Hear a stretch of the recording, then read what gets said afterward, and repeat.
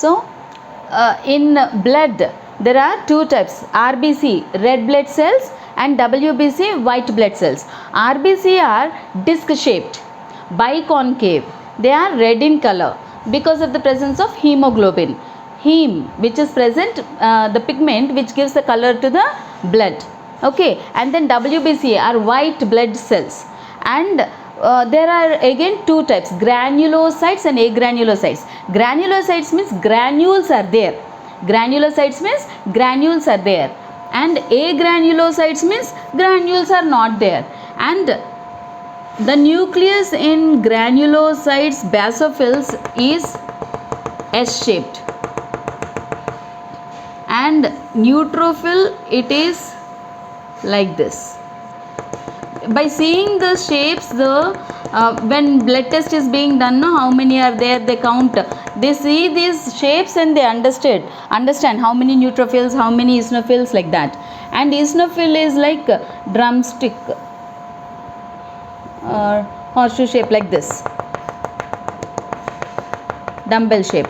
Okay, granules are there, that's why they are called granulocytes. And monocyte, it is the largest WBC, and it has like this, it doesn't have any granule. And this is smallest, it has no granule. So monocytes, leukocytes, eosinophils, neutrophils, basophils, this is the composition of the blood, and these are the types of the cells. So till now in animal cells, how many cells, different types of cells did we see? We noticed smooth muscle, striated muscle, bone cell, nerve cell, red blood cell. In WBC, basophil, neutrophil, eosinophil, monocyte, leukocyte. 10 types of cells we have seen in animal cells. Now next topic what we are going to learn here is, let us see the shape of the cell they are asking. RBC, what is the shape of RBC? I told you, disc shape, biconcave disc shape. Name of the parts observed in it. What part did we observe? We observed the cell, the exposed part. Okay, and then muscle cell. Which part? In blood we observed. We observed RBC in blood. Muscle cell. Muscle cell, then shape of muscle cell is spindle shaped. And where do we observe? In muscle, in our flesh muscle we notice. Nerve cell. Nerve cell is long and fiber like structure. Where do we notice? In our body, connected to the spinal cord or the brain. And then bone cell. Bone cell is star shaped. Bone cell is star shaped, and it is present in the bones. It is present in the So with this, what do we understand? Every cell in our body has its own shape, and it is present in the particular part of the body. Basing on the presence of the cell in that particular part, it has its shape, or basing on the shape of the cell, the part of the body gets its shape. Now, are there any similarities in shape of the cells? There are no similarities. Usually the muscle cell is different from bone cell, nerve cell, blood cell, and all that. And likewise the other cells also. Do you find nucleus in all the cells? Of course you find nucleus in all the cells except in red blood cell. Nucleus is absent in red blood cell. In only mammals, only in llama, you find nucleus and red blood cells. Initially in our when the red blood cells are born, nucleus will be there. Later it will not be there. So nucleus is absent in red blood cells. Do you know which cell is the longest in all the animals? Which is the longest? Just now I showed you, longest is fiber like thing, that is nerve cell. Nerve cell is the longest in our animals. Then now let us see what they are saying here is, are the cells in an elephant larger than cells in the man? This children usually will get a doubt. Okay, elephant is so big or blue whale is so big, that means they have big cells. No, the cell size will be the same, but number of cells will be there, maybe because of that the size of the animal is different.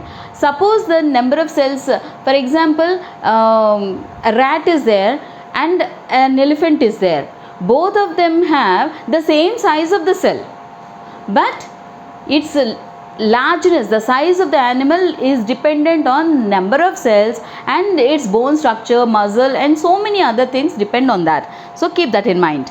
And then next thing is, what do we understand? The shape and the size of the cell vary considerably.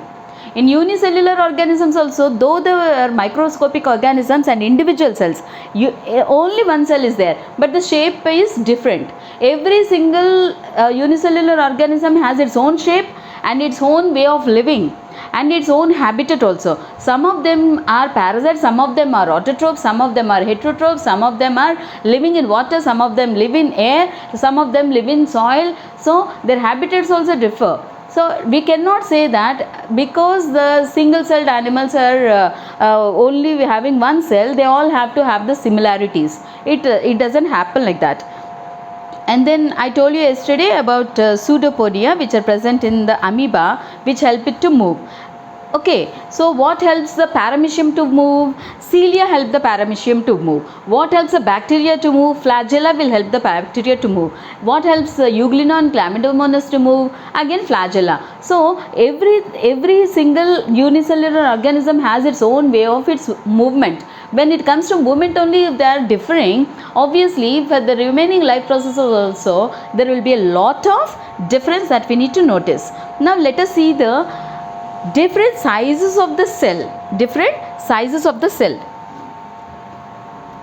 Got this, children? Diversity in cells. Still we are in the same topic. Now what are the different sizes of cell? There is 0.1 micron.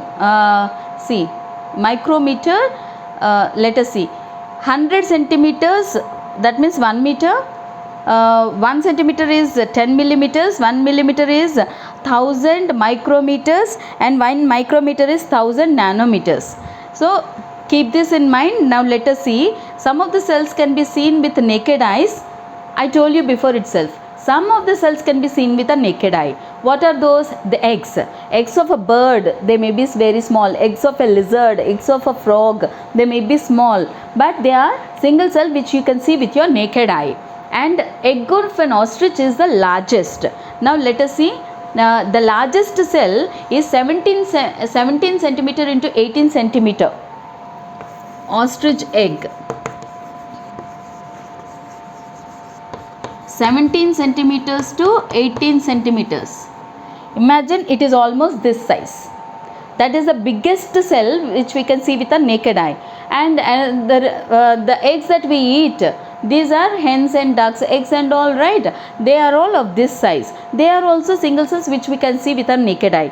And then the size of the cell is related to the function. For example, nerve cell in both plants and animals, man and elephant, they are long and branched. They perform the same function, that is transferring message. What is the function of the longest cell in our body? That is the nerve, to transfer message. And then the size of the organism depends on the number of cells. The size of the organism depends on the number of cells but not the size of the cell. Because the animal is big, it doesn't mean that the cell is bigger in size. The animal is big because it has more number of cells. That's all. So with this we come to a conclusion that the cell, basic unit for life. Cell is the basic unit for life, and we learnt about the diversity in cells, and we learnt about the smallest cell to the biggest cell, and hope you will understand this lesson. With this we will complete our second lesson in class 8. Thank you children. Have a good day.